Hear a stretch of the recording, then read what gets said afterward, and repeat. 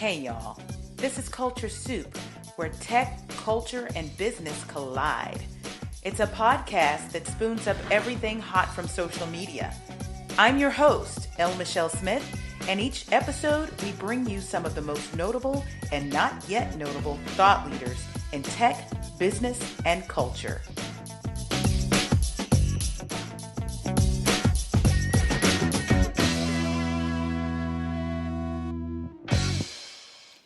The year was 2019, June to be exact. I was in Atlanta for the Lead 360 Combine as a newly minted faculty member. I would host a workshop, about 2.5-hour workshop on communicating like a boss.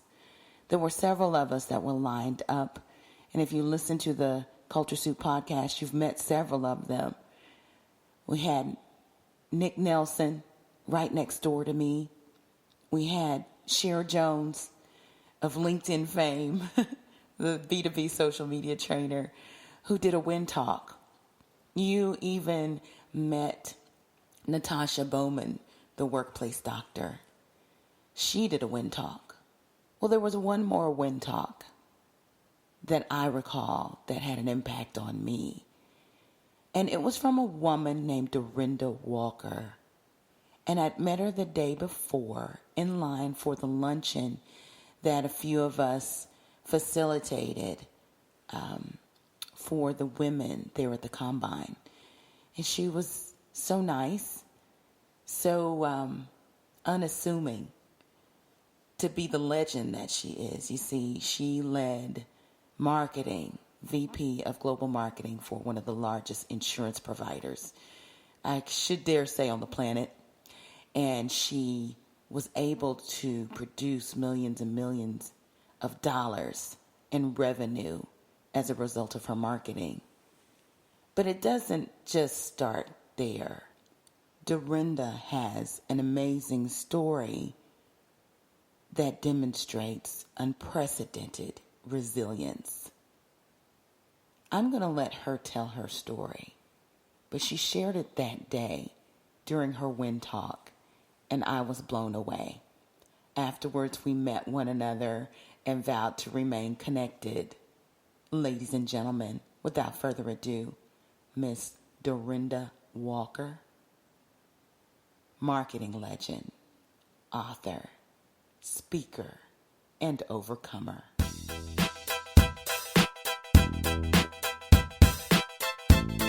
Hi, how are you? I'm good. How about you? I'm good. Thank you for agreeing to be on the show. You're so welcome. Hey everybody, I am so excited to have fellow Lead 360 faculty member Dorinda Walker on the line with me. She is a legend, and she's the CEO of Cultural Solutions Group. I am so excited to have you here with me, Dorinda.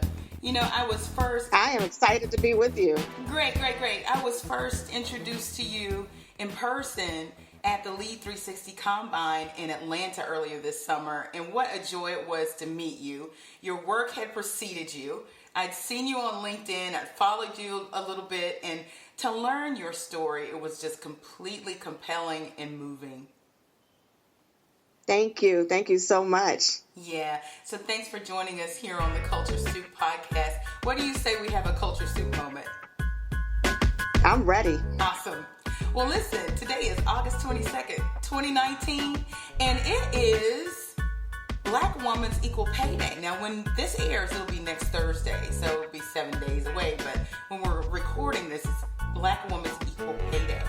And it's trending all over Twitter, it's on LinkedIn, it's all about the pay gap that exists between women and women of color, and especially Black women and white men in corporate America in any kind of paying job.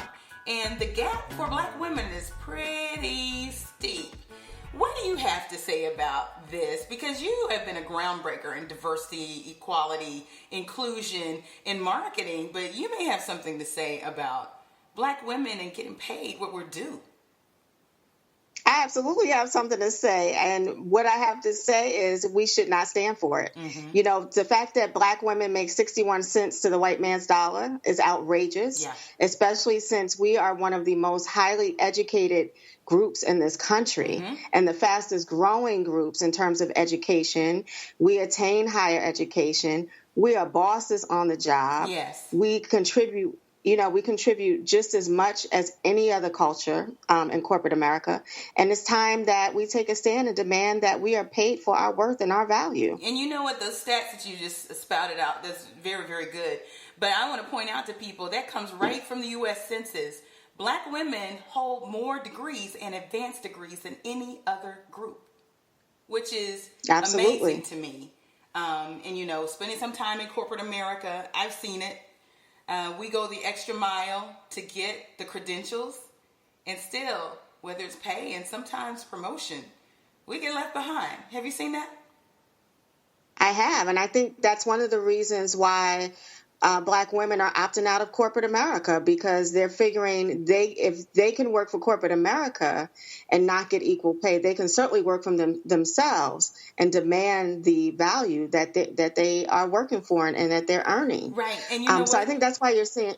Yeah, go ahead. I was going to say, I think that's why you're just seeing this spike in entrepreneurship, especially among Black women. Well, you know what? There's more research there, too. Catalyst actually pointed that out in 2017 for one of the reasons why you see a pipeline of leadership faltering when it comes to Black women, because we get to a certain point in our careers and we get tired of the BS, right? The microaggressions, all of that good stuff, and we opt out and start our own businesses. And that's exactly what you're talking about. I think it's just amazing that these are things we've always known, but now we've got the data to back it, which is helpful. And we've got voices out there like Minda Hart's, her book just dropped today, The Memo. And I'm excited about that. Yes, The Memo. Yes, and Jacqueline Twilley, I don't know if you know Jacqueline. She's been on the show before, but her book just dropped too, and it's called Don't Leave Money on the Table. So, you know, there are voices out there, but there's still a lot of work to be done, don't you think? I do think there's a lot of work to be done, which is why I'm such an advocate, you know, around racism, inequality, you know, bringing awareness about those issues and demanding that we get our equity. Yeah. I think it's important that we talk about equity in this day and time. You know, there's a lot of talk about reparations. I just posted today about Byron Allen and his lawsuit against Comcast. You know, there's a lot of people out there in the fight, and it's important that we stay abreast and that we join the movement and join the cause. Yeah, and you know that Byron Allen, you got to tip your hat to him, because that brother has bought the Weather Channel. He's brought a few things, and he's showing the power of ownership. So he is, and the fact that his channels are outperforming some of the channels that, you know, Comcast is working with, and they will not put his content on their channels is just is crazy. Wow. And he has his receipts, and he has his stats, and he has his proof. Yeah.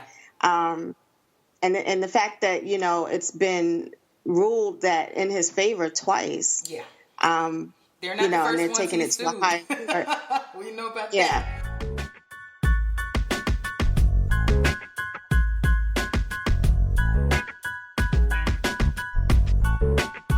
Dorinda, I heard you speak during the Win Talks, and you know I had Cher Jones on maybe a few episodes back, and she was also doing a Win Talk. But your Win Talk was absolutely stunning and inspiring and moving for so many different reasons. And I wanted to share your story with the listeners out there, because Dorinda, you are an overcomer, and you have some secret sauce going for you, and you explained what that was in your Win Talk, right? I did. Mm-hmm. So, you know, I'll share my story. I am the daughter of two people who suffered from addiction. Both my parents were heroin addicts. So as a result, I suffered the consequences. So early on in my life, I ended up dropping out of high school, and I was a straight A honor roll student. It wasn't that I wasn't capable, but I ended up dropping out of high school after suffering physical and mental abuse at the hands of my mom's boyfriend, my dad going to jail for murder. I was released from the abuse when my dad came home, only to discover that he was dying from AIDS. So I dropped out of jail, became a drug dealer. I actually robbed a drug distributor and became, I robbed one of the biggest drug dealers to become a drug distributor. And I was headed to a path of prison or death. And, when my father died, my mom disappeared, and I thought life was over. I didn't think my life was worthy of living. I wasn't a woman of faith. I didn't know God. And I attempted suicide. Spent 6 weeks in a psych ward, and God said, I have a different plan and purpose for your life. And fast forward, I created my own job at a Fortune 50 company, doing the work that I love, loving the work that I did. And I made it to the executive ranks. And in 2018, I decided that I was going to write a book and launch my book in March. My book was called Protected by Purpose, and it's really a memoir about my life story. And it took off. And, the powers that be, some of them in corporate America. And I will say, I worked for a company that I loved. I'm totally behind the corporation and what it stands for, but some of the people there were hating, for lack of a better terminology. It happens, Dorinda. And it happens. And I was told, your brand is too big, you're doing too much, you're getting too many awards, because I'm an award-winning marketer on both the B2B and B2C side, So not only was I, performing well, but then I also had this external brand that was taken off because of the book. And there was a reorganization. I was given a new role and a new title, and I hated it. And, I was at the height of my career in 2018, yet I was miserable coming into work. And I struggled with leaving because of the title and the prestige that came with it. And I fell into this depression. I started gaining all this weight. And then I kept praying because I'm a woman of faith. And I kept asking God for direction. And one day he said to me, who are you and who do you work for? Yeah. And I had to think about that. I'm the bad to the bone sister. There you go. That generated $100 million in assets under management and life insurance premium with my marketing initiatives. And I work for Jesus. Yes. So when I walk out that door, my intellectual property, my talent, my gifts are coming with me. And so, I wrote a letter to the CEO and said, this ain't really working out for me. Right. And, we negotiated my retirement, and it's been a blessing. Yeah. And I'm really excited about it. And so now I am the CEO of Cultural Solutions Group. I love it. And I'm also still touring the country and internationally, telling my story. I'm going for my John Maxwell certification tomorrow. Good. In Orlando. And I have a nonprofit called Weesey's House of Hope that I'm hoping to launch by fourth quarter. And so I just have a lot going on. Yeah. So, leaving corporate America turned out to be a blessing. Yes.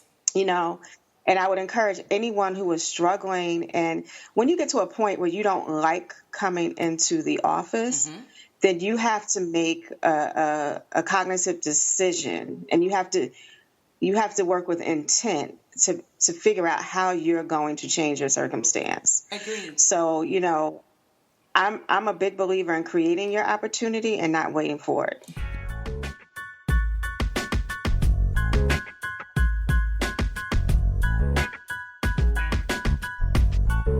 You said something just in that statement, but if you rewind just a little bit more, you talked about your intellectual property, your brand, and owning that. That's something that I harp on all the time, whether you are inside of corporate America or outside of corporate America. It is important to understand that you have ownership, and what you own is your brand, your reputation, your credentials. And that's the thing that is going to literally prop you up, besides the love of Jesus Christ, when you make this kind of decision. You can lean out or you can lean in. Exactly. Either way you want to do it, because at the end of the day, you understand your value.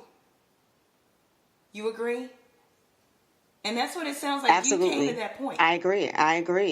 I did. And, I'm not a big fan of people telling me what I can and can't do and trying to put me in a box. Because, God made me to be who I am, and he wants me to be my authentic self. And my authentic self, it doesn't fit in anybody's box. If they want us to talk about diversity and inclusion, because believe me, I had one of those jobs. But we can't shine in all the ways that make us diverse. What are we really doing? Exactly. Right? Like, your shine is a part of your authenticity. Exactly. And I think it is. And I think it's time we reinvent diversity and inclusion because traditional methodology isn't working. I wrote a article on LinkedIn called Has Diversity and Inclusion Become the Definition of Insanity? Because, when you look at all the traditional methodology and we hear everything, get them a mentor, give them executive coaching, make sure they see leaders who look like them and have them mentored. And it's like, okay, you can do all that, but that does not work if the culture doesn't embrace who we are. And, why are we constantly trying to fit in instead of being accepted for who we are? Right now, everything is centered around, you know what? And it's just the way it is. White men. No shade to white men, but that's the center. Right? And as long as that's the center, you will have people who look like you and me that think it's not normal for you and I to excel and stand in our own power, in our own authority, and be centered in our own world. I've seen people of color, seriously, like, look at you like, why do you think you should speak up or raise your hand or get this role or speak up in any way? Because they're so used to the otherness that is put upon them, and they literally accept it. Yeah, because, we've been conditioned that we shouldn't rock the boat, that we should be grateful for what we're given. And the fact of the matter is, if we're at the table, it's because we earned a seat at that table. And so we should be treated equal and, and accepted for what we bring to the table. So, I tell women of color, particularly the young women that I'm mentoring now, who say, well, what do I do? Because a lot of times I'm the only one in the room. Exactly. Baby, that's your advantage. That is your advantage because you are the only one that has your knowledge and your experience in that room. You're going to bring the creativity and the innovation. Yes. So don't think about it as a negative. Think about it as a positive because it is. We bring a lot of things to the table innately that we don't give ourselves credit for.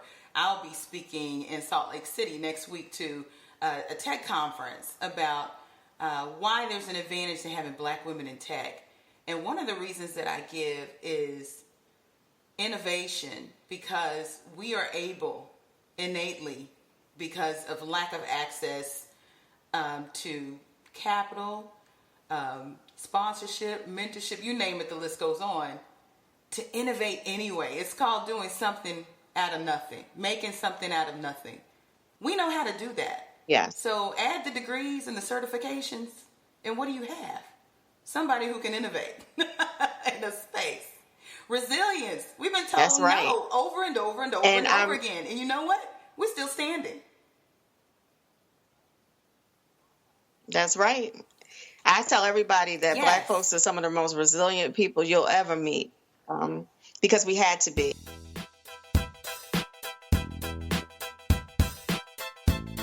But I'm glad you brought up Black women in tech, because, I'm a big proponent of racial and wealth equality, particularly fighting for us to have more wealth equity in this country, because I believe if we don't have racial equity, we'll never have racial equality.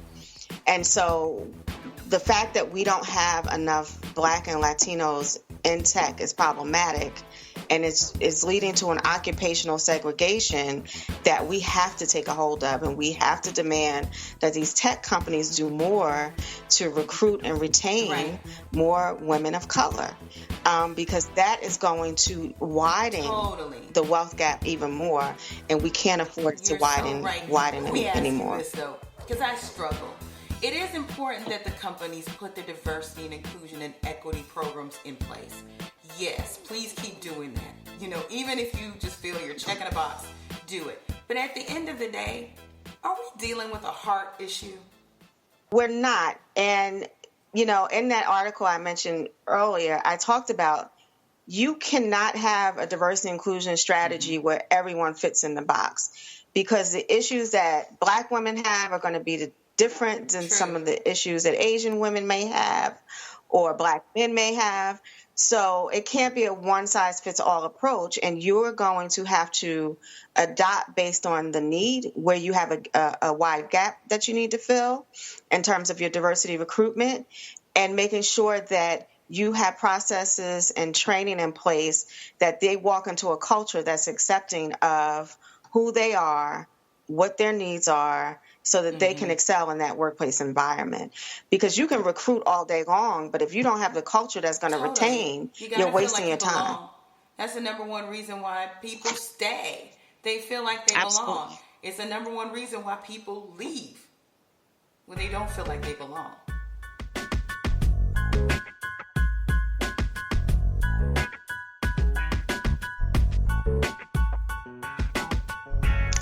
So my book, again, it's called Protected by Purpose, and it's basically a memoir about my life. And it starts out talking about me, you know, being on stage, being named one of the 25 most influential businesswomen of the year. And then it takes you on a journey of my family's generational battle with addiction, the story of my parents, and then me. People tell me they laughed, they cried, they hollered. You know, people have told me and called me an inspirational warrior, a walking miracle. And so I'm just really excited about the reviews I've gotten from the book. People who've, you know, emailed me and said, because I read your book, I'm able to, you know, forgive my mom or forgive that person in my life who I'm struggling with. And, you know, I think it's just a testament to God's grace in my life, and my belief that to whom much is given, much is required, and giving back. And what I realize now after touring the country is that we all have a story, but not everybody feels like they can let go of the baggage and release it. So they hold on to the shame, and then it becomes a weight that prevents them from living a life of purpose. So what I found is that by me sharing my story, I give people permission to share theirs. And you know what's funny? When I first started telling the story, I didn't think I was going to write a book. And I spoke at a women's conference at my church, and it was about 200 women. And after I told my story, literally 50 women stood in line and waited up to an hour to speak to me. And the first woman said, "Nobody knows this, but I've been contemplating suicide for the last couple of days. But after hearing you speak, I know that's not what God wants me to do." And it was story after story, you know, women saying, you know, I suffer from addiction, but I'm afraid to come out to the church. And so that was the impetus. That was God saying to me, you need to get this story written. And so I got an agent. We sent out the book proposal.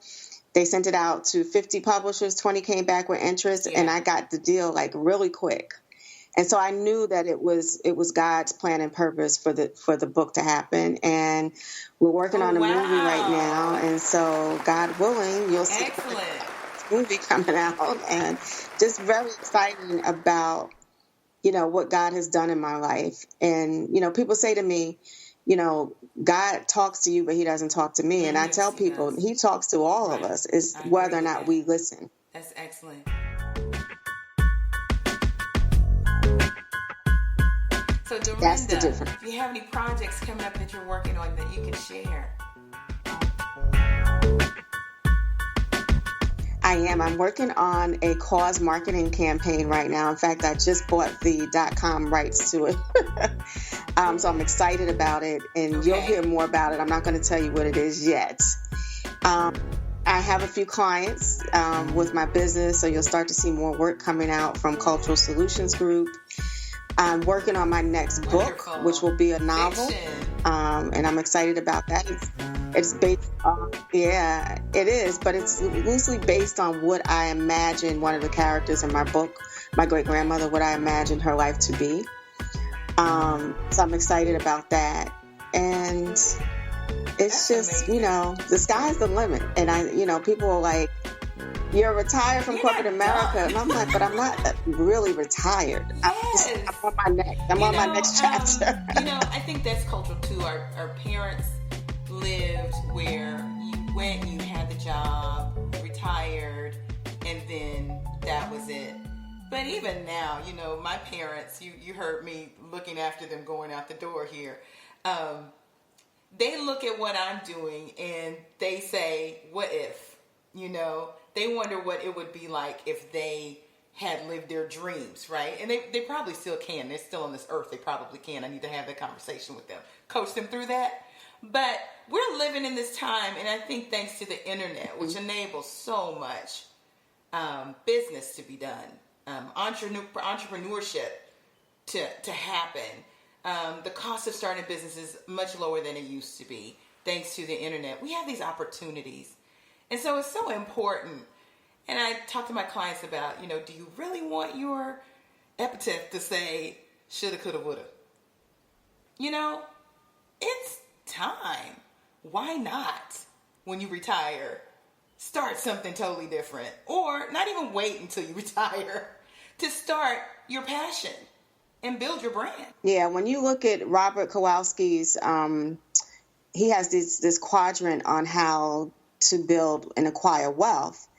And, you start out as an employee. So I look at my 20 years in corporate America as the investment in me, which allows me to become an entrepreneur and move to small business owner, because I definitely want to build capacity. But as you move to that small business ownership, it gives you freedom and flexibility to make more choices around what drives your passion, where you're still getting income. And my ultimate goal is to get to those 7 different levels of income, those income sources and streams, so that I can truly live where I'm not dependent on, working 8 hours a day, where I can just let my money work for me. So that's what I'm striving for. And I think that has to be the model for all of us, because, to your point, the days of that traditional 9 to 5 are dwindling. There's more, freelance workers, gig workers. And so we have to be more flexible and think of those corporate opportunities as investment in building our next. I used my severance and my stock to start my business this time around. So absolutely, you need to be thinking that way. And then, I think it's important to just know, research is showing these companies aren't going to keep workers but more than 3 to 5 years.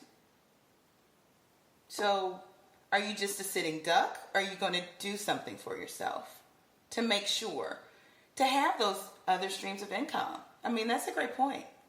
Yeah, and then there's also, you have to think about ageism in the workplace. People don't want to talk about it, but I'm hearing from a lot of people who feel like they're being pushed out if they're over the age of 45 for, a younger generation.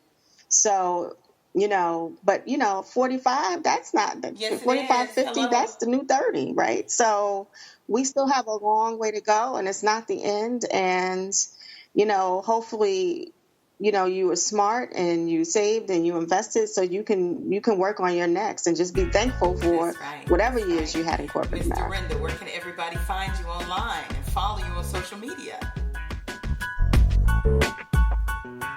I am Dorinda Walker on all social media, and dorindawalker.com is my website. I have a podcast also called Protected by Purpose. And that's where you can find me and keep up with what I'm doing. Thank you so much for coming on the show. It was such a pleasure. And I'm so glad that I had the opportunity to meet you this summer. Me too. And hopefully we'll see each other again at the next lead event. Yeah, well, hopefully before then. How's that? Yeah. Yeah, well, you take Where are you care. based? I'm based in Dallas. Okay, I will be in Dallas in September. Oh, there you go. Maybe we hook up coffee. Yeah. We'll make it Absolutely. happen. Okay? Okay. You take care. You too. What an inspiring conversation with Dorinda Walker. Thank you so much for coming on the show.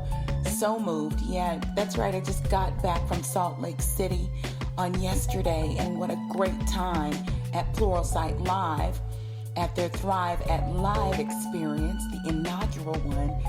Shout out to Lawrence Cole from Google. It was great rocking the platform with you.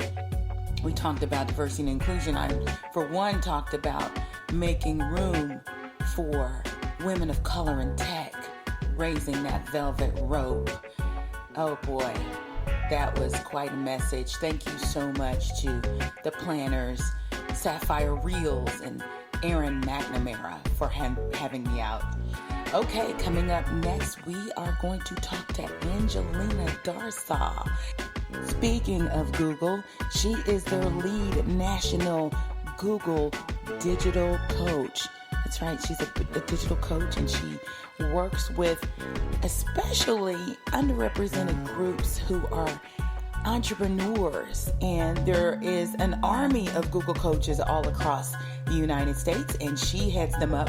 Can't wait to talk to Angelina. And I don't want to forget 3 new fall cohorts going on thanks to NSC Coaching. That's my coaching practice. We will be doing 3 #boss cohort, transitions cohort, and leadership cohort. You need to go by elmichellesmith.com. On the menu bar, go to coaching, click on it, long click. The drop down menu will get you to coaching, long click, and it'll get you to the application. Hope to see yours in the pile. Visit us online at theculturesoup.com, on Instagram and Twitter at The Culture Soup, on Facebook at The Culture Soup Podcast.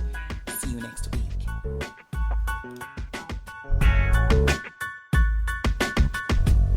The Culture Soup Podcast is a production of No Silos Communication.